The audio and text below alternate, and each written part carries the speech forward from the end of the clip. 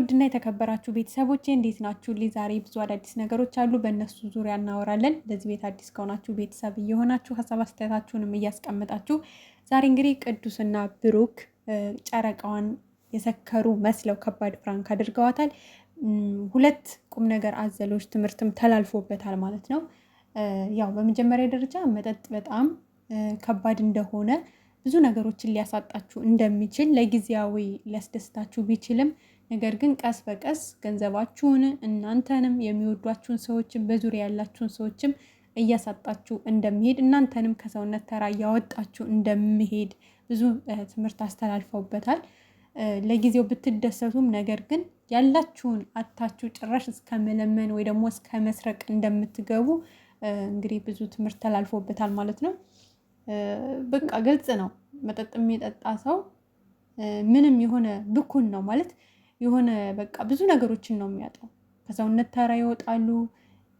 በቃ ያላቸውን ነገር ያጣሉ። ከደህና ኑሮ የሚኖሩ ሰዎች በሱስ በተለያዩ መጠጦች ውስጥ ይዘፈቁና ከዛ በኋላ ያላቸውን ነገር ሁሉ አጥተው የሰው ጥገኛ በቃ ልመና ያንን ሱሳቸውን ለማስታገስ ሲሉ ሰው እንኳን አልሰጣቸው ቢል ወይ ደግሞ ሰዎችን ለምነው ካላገኙ በቃ ሳይወዱ በግዳቸው ወደ ዝርፊያ እንዲገቡ ያስገድዳቸዋል ማለት ነው ሱሱ። እና ፈጣሪ ከዚህ ይጠብቃችሁ። ያው ከትንሽ ነገር ነው ሰው ቀስ ቀስ ቀስ እያለ ወደ ተለያዩ ሱሶች የሚገቡ። ስለዚህ ከባድ ነው። የሆነ ሰው አንድ ቀን ወይን ከጠጣ በነገው ደግሞ ድራፍት እያለ ይቀጥላል። ከዛ ደግሞ ወደ ሌሎች ከባባድ ወደሆኑ ሱሶች ይገባሉና በተለይ ወጣቱ ይሄን ነገር እዚህ ነገር ውስጥ ከመግባታችሁ በፊት ቆም ብላችሁ ብታስቡ፣ አንደኛ ራሳችሁን ብቻ ሳይሆን ቤተሰቦቻችሁንም ማሰብ አለባችሁ። እዛ ነገር ውስጥ ስትገቡ ቤተሰቦቻችሁንም ነው የምትጎዱት። ምክንያቱም ከእናንተ አልፋችሁ የቤተሰብን የሆነ ነገርም ልታሳጧቸው ትችላላችሁ። ለፍተው አሳድገው ለፍተው አስተምረው የሆነ አለ አይደለ ምንም እንዳለፉ የሆነ ምንም በዜሮ ነው ልፋታቸውን የምታስቀምጡባቸው። እና በተለይ ወጣቶች ከእንደዚህ አይነት ነገር ተቆጠቡ። ትልቅ ትምህርት አስተላልፈውበታል። ሲቀጥል ደግሞ ሀይሚና ብሩኬ በተጣሉ ጊዜ ብዙ ሰዎች ሀይሚ ከቅዱስ ጋር እንድትሆን ቅዱስ ከሀይሚ ጋር እንዲሆን በውስጥ መስመር ቅዱስ ጋር እየሄዳችሁ ቴክስት የምታረጉ ስልክ እየደወላችሁ ከሀይሚ ጋር አሁን የምትሉት ፎቶውን የሀይሚና የቅዱስን ፎቶ እያቀነባበራችሁ የምትፖስቱ ሰዎች እንግዲህ ዛሬ ምላሽ አግኝታችኋል፣ ተዋርዳችኋል። ውርደት ነው ይሄ፣ የምር ውርደት ነው። አስባችሁታል? እናንተ በውስጥ መስመር እየሄዳችሁ ሚዲያ ላይ ፎቶ ከመለጠፍ አልፋችሁ ጭራሽ በውስጥ መስመር ሄዳችሁ ከሀይሚ ጋር እንዴ! እኔ የምለው ግን አንዳንድ ሰዎች ማለት ነው፣ ያው ሁሉንም አያጠቃልልም። በነገራችን ላይ የሆነ ፍቅር እኮ ስሜት ነዋ። ለአንድ ሰው እኮ አንድ ሰው ጋር ለመሆን እኮ ፍቅር የሆነ ከልባችሁ ልታፈቅሩት ለዛ ሰው ስሜት ሊኖራችሁ ይገባል እንጂ የሆኑ ሰዎች ተነስተው ወይ ከእንትና ጋር ሁኝ ስላሏት እኮ ሀይሚ ሄዳ ከዛ ሰው ጋር የምትሆን አይደለችም። ልቧን ነው የምታዳምጠው። ለማን ፍቅር እንዳላት ለማን ስሜት እንዳላት እሷ ታውቃለች አይደለ እንዴ? ይሄ የግል ህይወት ነው ቤተሰብ፣ የምሬን ነው የምላችሁ። ይሄ የግል ላይፍ ነው። አንድ ሰው የሚያፈቅረውን ራሱ ያውቃል። ከማን ጋር መሆን እንደሚፈልግ ለማን ስሜት እንዳለው ራሱ ያውቃል።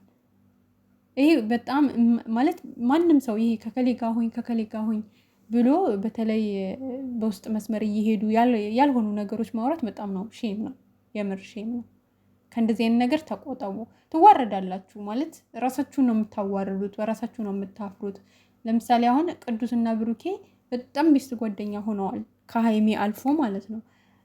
ያው ዛሬ ሄዶ ነገረው በቃ እንደዚህ አይነት ነገር አለ፣ በውስጥ የሚያስቸግሩኝ ሰዎች አሉ፣ ከሀይሚ ጋር አሁን የሀይሚ ፍቅረኛ አሁን ምናምን እያሉ የሚያስቸግሩ ቴክስት የሚልኩ የሚደውሉ ሰዎች አሉ። ስለዚህ ይህን ነገር ደግሞ በእናንተ በትልቁ ቻናል ላይ መጥቼ ግልጽ ማድረግ እፈልጋለሁ። ሀይሚ በጣም የምወዳት እህቴ እንደሆነች፣ ብሩኬ በጣም የምወደው ጓደኛዬ እንደ ወንድሜ የማየው ጓደኛዬ እንደሆነ፣ እናንተ ከካሜራ ጀርባ ማለት ካሜራ ላይ ብዙ ጊዜ ስለማይመጡ ነው እንጂ በውስጥ መስመር ብዙ ነገራቸውን አብረው እንደሚውሉ አብረው እንደሚያሳልፉ መንገር ያው ተናግሯል። መንገር ፈልጎ እንግዲህ በትልቅ ቻናል ላይ በራሳቸው ቻናል መጥቶ እንግዲህ ተናግሯል ያለውን ነገር እና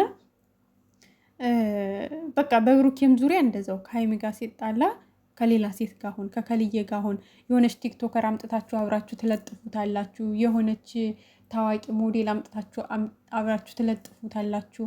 አይሆንም። ይሄ በቃ ሲሆን እንዳሉት ለማስታረቅ በተቻለ መጠን በጥሩ መንገድ መሄድ።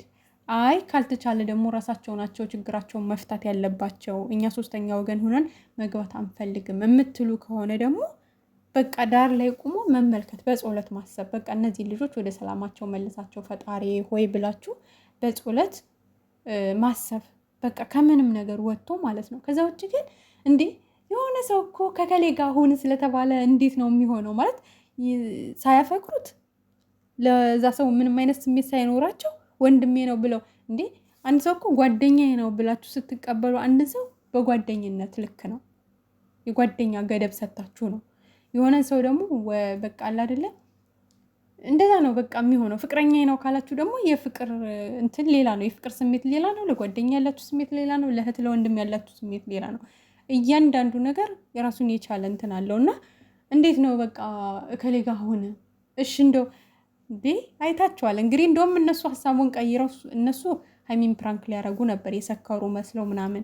ግን ደግሞ በኋላ ላይ ለምን ለተመልካች ግልጽ እንዲሆን ሀይሚ ለቅዱስ ያላት ቦታ በደንብ እንድታውቁ ለእናንተ ሲባል እንግዲህ በቃ ካሜራ ተደብቆ ሀይሚ ፕራንክ ተፈተነች ማለት ነው።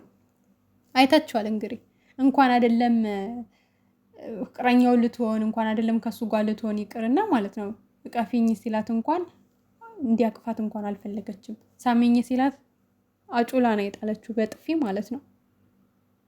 በቃ ይሄ ነው፣ እስከዚህ ድረስ ነው። ገደብ አለው። ጓደኛዋ እንጂ ፍቅረኛዋ ሊሆን አይችልም። ምክንያቱም አያችሁ ጓደኛችሁ ሆኖ እንኳን መሳም ትንሽ ከባድ ነው። ይሄ ኖርማል ዝም ብላችሁ ልትሳሳሙ ትችላላችሁ እኮ። ይሄ አለ አይደለ የኢትዮጵያዊ ባህላችን ጓደኛ የምትወዱ ሰው ምናምን ሲመጣ ሰላምታ የእግዚአብሔር ሰላምታ የለም እንደዛ እንጂ ከዛ ውጭ ግን ጉንጭ እስከ መሳሳም ምናምን እንደዛ አይነት ነገር ብሎ ነገር የለምና ሲቀጥል ደግሞ በቃ ትልቅ ትምህርት ወስዳችሁበታል ብዬ አስባለሁ። ለወደፊታችሁ ተማሩበት። ትዋረዳላችሁ። የሆነ ሰዓት ላይ አምጥተው ነው የሚያዋርዷችሁ።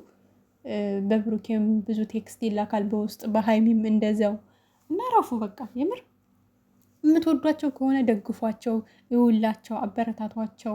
በቃ እነሱ ተመራርጠው የራሳቸውን ህይወት እየኖሩ ነው አንድ ቤት አይደለ?